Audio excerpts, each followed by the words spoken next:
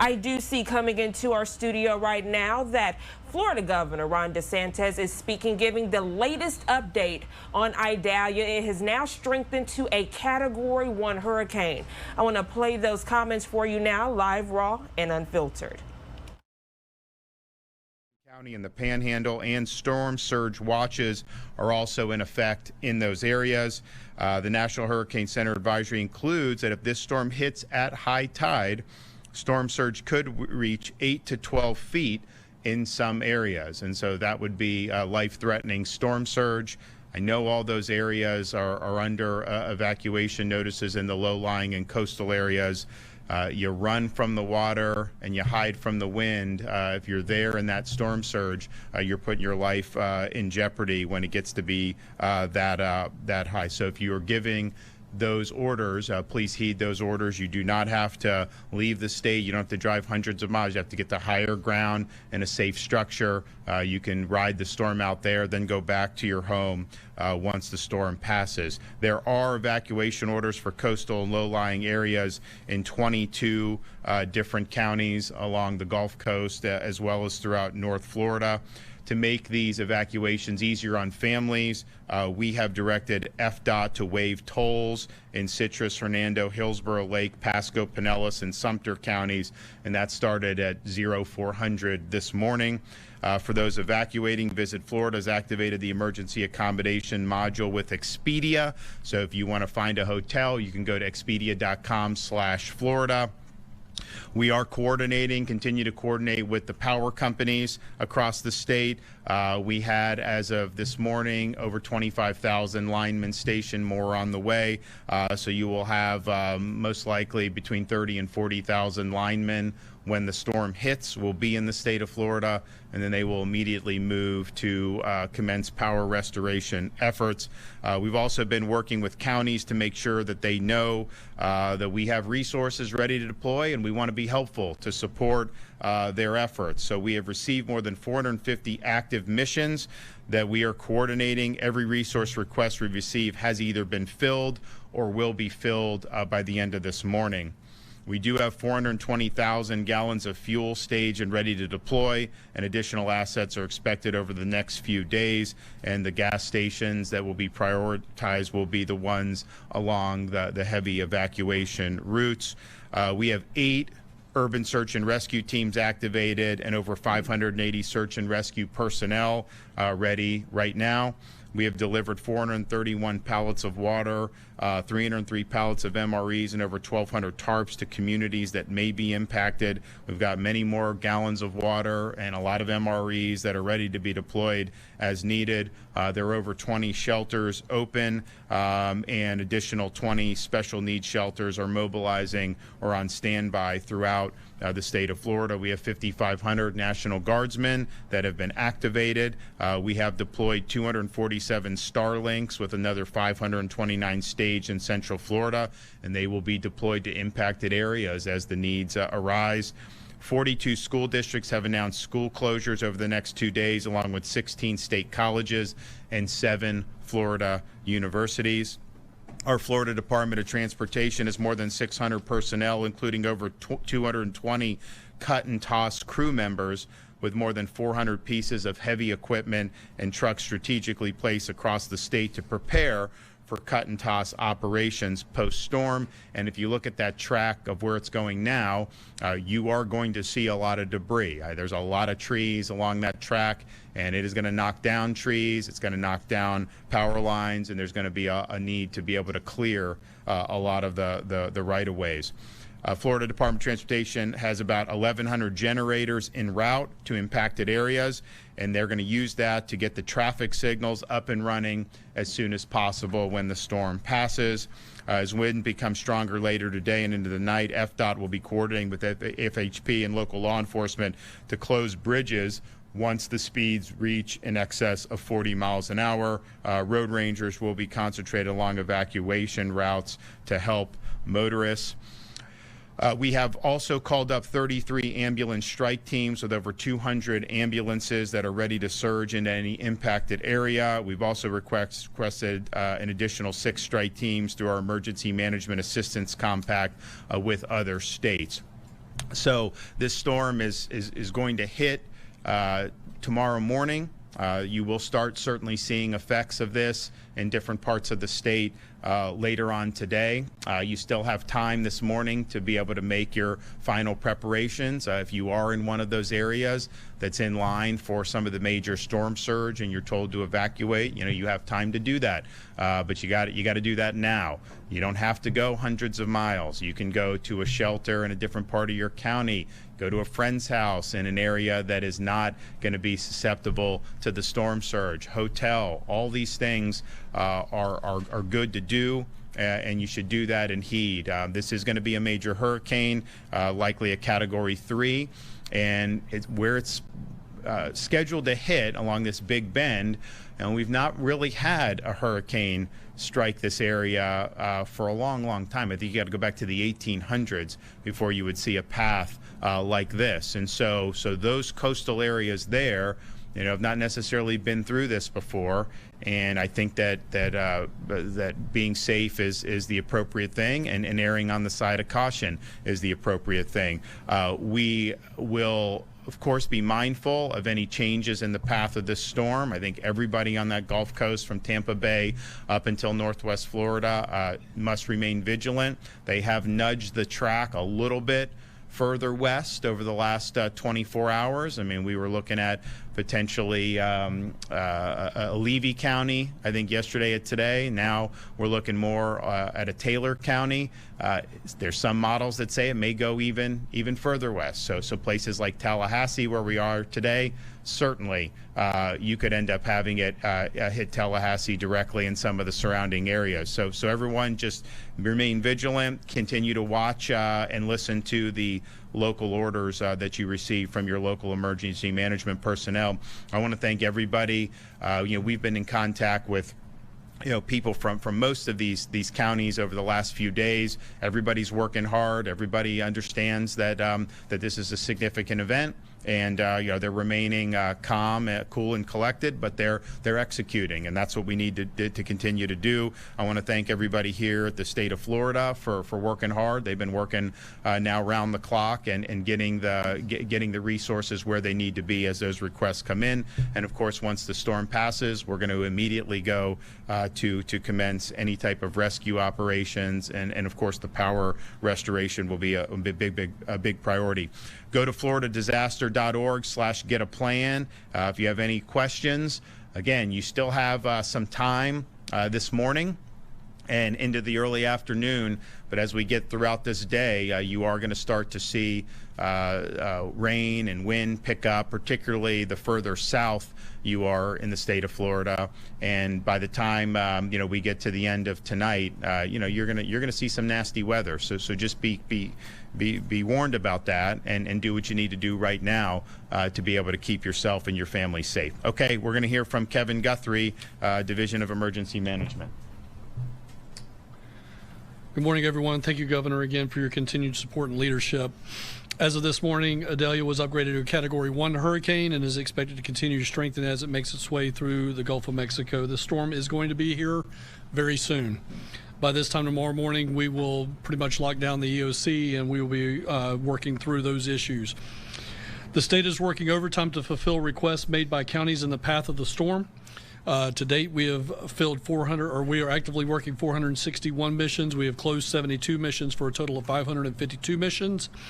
Counties, please continue to send in your resource request so that we can take advantage of the time we have left. We're going to have about another 18 hours or so that we can move commodities. After that, we will not be able to do that any longer. We're doing everything we can to ensure that communities have the necessary resources they need. But you as a household owner, you need to take action now. You need to get you and your family, businesses, you need to get your employees ready now. The time is now. I implore you to finalize your disaster preparedness actions right now. I want to stress again, even if your community is not in the forecast cone, it does not mean you're in the clear. I'm going to use a graphic to my left. If you're in red on this graphic, you're underneath a hurricane or tropical storm warning, or you're underneath a surge warning. If you're in pink, you're under a watch. That is well outside that cone. So again, people are going to experience issues with this, from trees down, power being shut down, heavy rains are on the east side of this storm. It's going to be a very fast-moving storm, but please, if you're in the red, don't focus on that cone. Focus on, if you're in the red, you need to take some type of protective action, and you need to do that now. If you decide to shelter in place, identify a safe place in your home, away from windows where you can shelter safely. The same thing applies to the very first thing that we're going to experience most likely in Florida, which is a tornado. If you find yourself in a tornado watch or warning, please get yourself to an interior room free of windows, put a mattress over your head. Even if you have some type of bicycle helmet or something like that, you need to protect your head from tornadic activity. If you're evacuating, do not leave your pets behind. Make sure you have leashes, carriers, plenty of food and water for them. Evacuations can be stressful on the whole family, so please pack comfort items for your kids, like their favorite toys, games, or snacks. Make sure that before you leave your home, or if you're sheltering in place, if you can pick it up, put it up. If you cannot pick it up, tie it down. Minimize the amount of items that can be picked up and overturned in your neighborhood. Whatever you decide is the best for yourself and your family, again, the action is now. You must do it now. If you're unsure about the next steps of what to do, please contact your local emergency management office. We have also launched the State Assistance Information Line, or in true emergency management vein, we have plenty of acronyms, or the SAIL line. You can contact them at 1-800-342-3557. Again, that's 1-800-342-3557. That's the State Assistance Information Line, and they can take any requests that you have. We have operators standing by now, and that is a 24/7 hotline. They will help you out with how to prepare before, during, and after a hurricane, road closures, alternate routes, available open shelters in host and impacted counties, shelters designed for medically dependent individuals, and reentry information. All of that is available at that number. You can also, of course, get up-to-date information by visiting our emergency information site at floridadisaster.org/updates and following us on social media at FLSCRT or at FLCERT. We also just launched yesterday a new guide for newcomers to Florida and visitors to Florida. That is available at floridadisaster.org/guide, floridadisaster.org/guide. I will talk very quickly about an operational component that we're going to experience in this particular disaster, and that is this storm is going to move through during the day tomorrow, and then we're going to be at a point where we might be able to start operating towards sunset. But we're going to be operating in areas that are without power. These are going to be very, very delicate tactical operations. They may be done from the river, they may be done from creeks, they may be done from helicopters. So again, it's not something we like to do, which is operate in a dark environment with power lines entangled in trees. But again, we understand that people are probably going to call 911 and need some assistance. So we, along with counties across the area, are working with FWC, the Florida National Guard, the U.S. Coast Guard on how we're going to best be able to help those persons in need. So we're working through all that today, and then we'll get in our later press briefing today, as well as in tomorrow, we'll start talking more about recovery efforts. Again, Governor, thank you so much for your time, your leadership, and support. Jared. All right, good morning. Thank you, Governor DeSantis, for your leadership as we continue preparing for this event. Thank you, Director Guthrie, for your continued efforts as we prepare. The Florida Department of Transportation has many activities simultaneously in motion right now to ensure the safety of the traveling public and to have open mobility of all major roadways in advance of the storm's impact. I've been on the road this week, personally seeing all the equipment, personnel, resources being staged, ready to respond to this event. FDOT has 671 crew members, including almost 100 bridge inspectors staged near impact zones to quickly advance on the ground to clear roadways and bridges and provide first responders, supply deliveries, and utility providers the ability to reach communities in need. We have 224 cut and toss crew members. They've been outfitted with plenty of equipment to begin recovery efforts. This includes 140 dump trucks, 200 pieces of heavy equipment, and nearly 60 pump trucks. There are almost nearly, as the governor mentioned, 1,100 generators staged and ready to be deployed for traffic signals that may lose power. FDOT is also allowing utility companies to stage at our way stations along our interstate system. Our contractors on active construction projects in the vicinity of the impact area have begun closing their operations of construction, opening the travel lanes, and especially in the Tampa Bay region with the Howard Franklin Bridge project, we've lowered those crane booms and secured those barges for impact. Our project crews continue to work diligently to make sure that any evacuations that occur can be facilitated efficiently. We continue to coordinate with the Florida Highway Patrol, local law enforcement, and the U.S. Coast Guard on bridge and road closures. As the governor mentioned, when sustained winds reach over 40 miles per hour, that's when the decision begins to be made for bridges to be closed to traffic. Also, at the governor's direction, we've suspended tolls in the Tampa Bay region to help facilitate people getting to safety before the storm impacts the coast of Florida. We've been coordinating very closely with our transportation partners, our seaports, airports, other passenger services. Our seaports are ready for this storm. They are fully topped off with fuel supplies and ready to respond quickly after the storm passes through. With regards to passenger service at airports, railroads, and transit agencies, please look for your local media notices in terms of that service. We have begun to see services suspended at airports and also the Sunrail service in Central Florida. We have 13 traffic management centers around the state that operate 24/7, where teams are monitoring road conditions and traffic levels along critical corridors to ensure the safe travel for drivers. At these traffic management centers, our crews input traffic information into Florida's 511 system in real time. This is going to be the place where you can get the most timely and accurate information on traffic as this storm impacts the state of Florida. Please visit florida511.com or download the app on Apple or Android devices. This is where you'll be able to get that real-time information on traffic. Last but not least, remember, safety is definitely the top priority.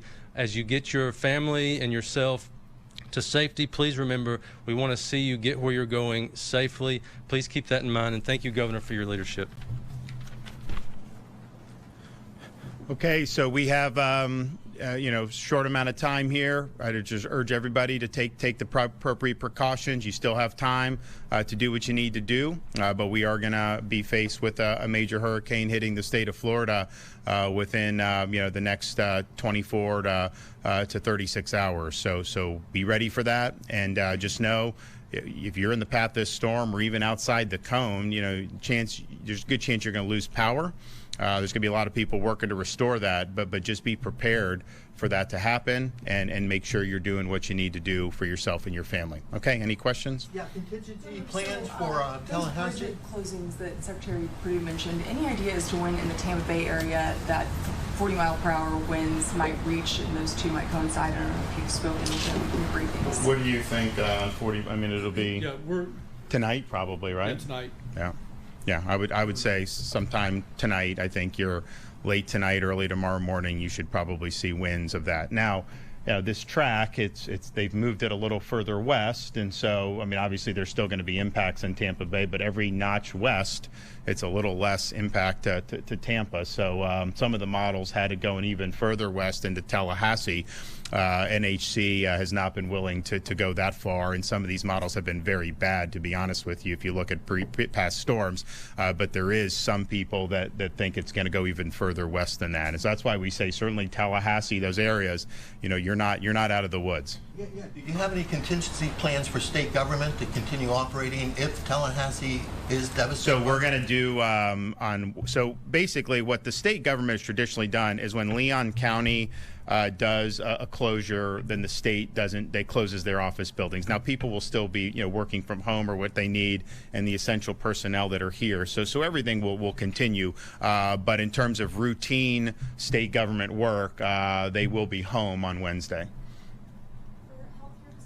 ACA yesterday put out a message urging healthcare facilities to report their status. Have some facilities not been cooperating? What's the latest on that? Yeah, so Secretary Wida with the Agency for Healthcare Administration and Deputy Secretary Ken Shepke with Department of Health have been working with hospitals alongside. we have thousands of facilities that are required to report. Sometimes those facilities do have some delays in reporting.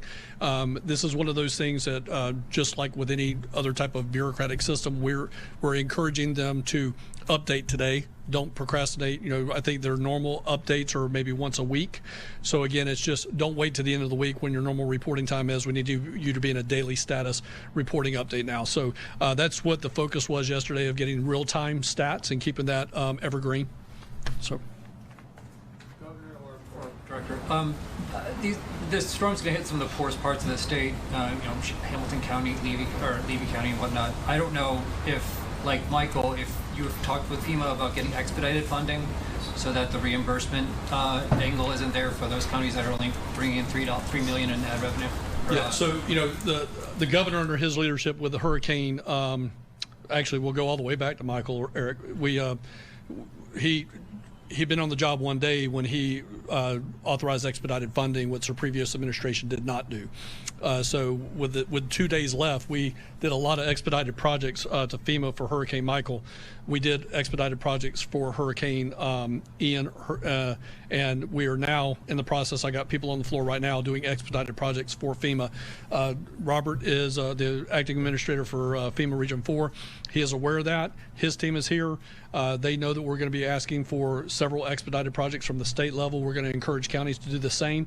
I'm sure the governor will probably have some announcements about things that he may be doing to help fiscally constrained counties in future press conferences. And a quick follow-up. Figured out the ratio or how much FEMA will pay. I think we had like first 100 days for Michael. I think we had 100%. Yeah, so we're in the process of writing up that documentation right now. Right now we know that we're at 75-25. They've already covered Category B and DFA, direct federal assistance. Those will be at a minimum 75-25, but we will be writing letters for the governor's signature that will ask for 100% coverage for X number amount of days. We're trying to see exactly what the type of damage is going to be. Does it come? It doesn't make sense for us to come out today and say we want 100 days because we don't know how much damage we have. We don't want to be overzealous, but at the same time, we want to make sure that we take care of Florida. And I think that with this storm, given the geography, there's going to be a lot of debris, a lot of trees, a lot of that. Now, that's a challenge, but it's also compared to, say, an Ian, where you had it mixed with a lot of commercial and residential. This is likely just going to be, a lot of trees and roads and stuff. And so it's going to be a big effort, but I think it'll be something where, you get those people in to pick up the debris, and they're going to be able to do it. I think it'll be easier to get rid of the debris, just given how the things are laid out. There were some serious challenges with Ian, just given how the debris would be scattered all over the place. I think we know that there's going to be a lot of debris. I think we know there's going to be a lot of trees and limbs and all that's going to be there, and that's going to be a really important part of the post-storm recovery. For you, as this is intensified into a hurricane and continues to intensify, how long are you planning on staying in Florida and off the campaign trail? Well, this is no different. I mean, you remember Ian, we were in the midst of a governor campaign. I had all kinds of stuff scheduled, not just in Florida, around the country. We were doing different things.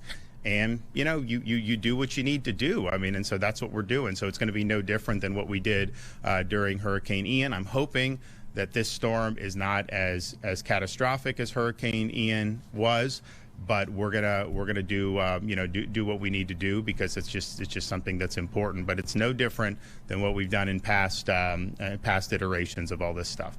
All right, we're gonna be going. For evacuations, a number of people have been ordered evacuated, and are you hearing anything about fuel or traffic issues? Want to take that? Yes, sir. So I will get you another number for any future press conferences that we have, but we probably, in this particular disaster, in level A and level Bs, we're looking at probably a tenth of what, maybe a fifth of what we had for Hurricane Ian. I mean, we're not dealing with nearly the population that we had in that other situation. So, but we'll get you a number. My geo information specialist can pull those numbers of households for you. As far as fuel goes, we have more than enough fuel. I'll let Secretary Perdue talk about how much fuel is at the ports. But as far as what we've ordered over 400,000 gallons of gas.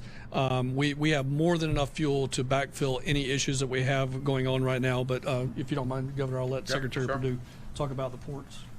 Yeah, thank you. In terms of evacuations, as I mentioned, we have our traffic management centers. We're monitoring traffic in real time. We're prepared. We have emergency contracts in place for motorist aid and disabled vehicles, and we'll watch as those evacuations occur. And if it gets to the point where it's needed, we have what's known as emergency shoulder use, which we've successfully implemented in past storms to help facilitate those evacuations. In terms of fuel, all of our seaports are fully topped off and stocked with fuel and ready to respond as soon as the storm passes through. All right, well, we will be back later today with another update. I'm going to be on the road visiting some of the areas that are likely to be affected. So this press conference wrapping up, we just heard from Florida Governor Ron DeSantis and officials as they gave an update on now Category 1 Hurricane Idalia. A few key takeaways. They said that tolls are suspended, meaning that if you have to go on a toll road, you will not have to pay for that. They say there are enough fuel places in case there are people stranded on the side of the road. But most importantly, they want to make sure that you know to plan ahead. Do not wait until the last minute to make preparations.